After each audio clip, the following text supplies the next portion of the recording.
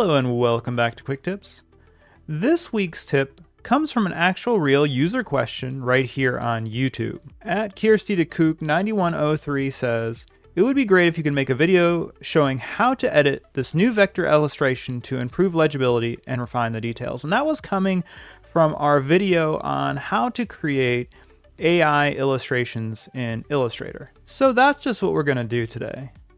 Now, the first trick that I'm going to show you is pretty simple and pretty easy, and it's just that I want to get rid of these buildings here that I've generated. I just kind of want my building right here. So I'm going to zoom in on that. I'm going to come up here to my direct select, and I'm going to select some of these objects. If I push the delete key, it will remove them, and if I push it again, it will remove the last of those points. Now, some of those points may be tricky, so if you click and hold on your direct select, you can do the lasso tool, and you can use that lasso tool to sort of get around those tougher to grab areas.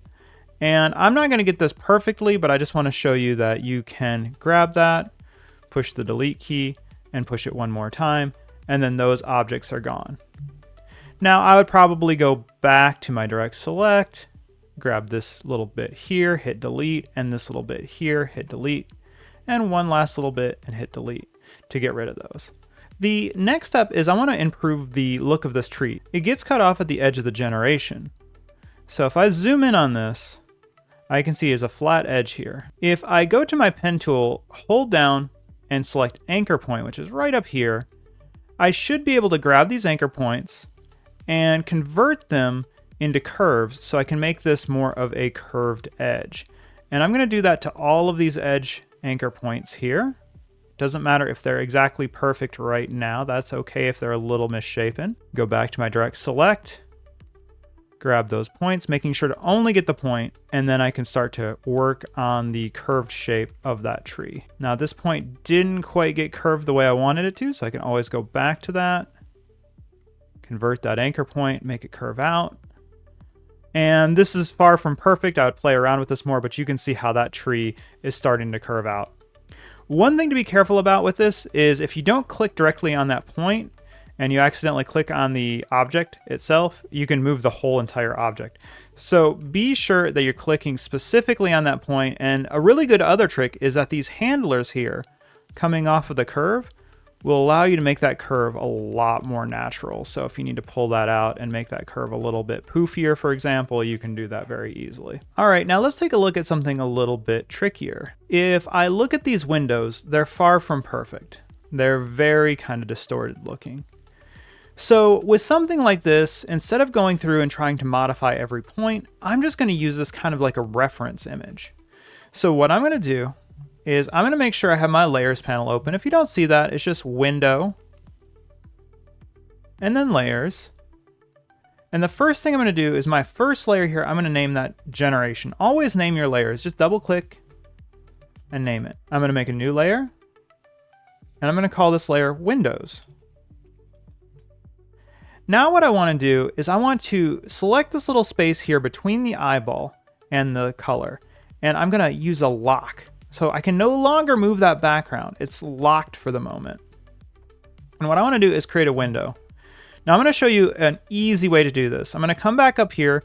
We were in that anchor point tool, but I'm going to go up and click and hold, go to pen tool, and I'm just going to make a basic triangle here. Point, point. I'm going to hold down shift to get a straight edge, point, and then close that off. I'm going to go to my eyedropper tool and eyedrop that blue.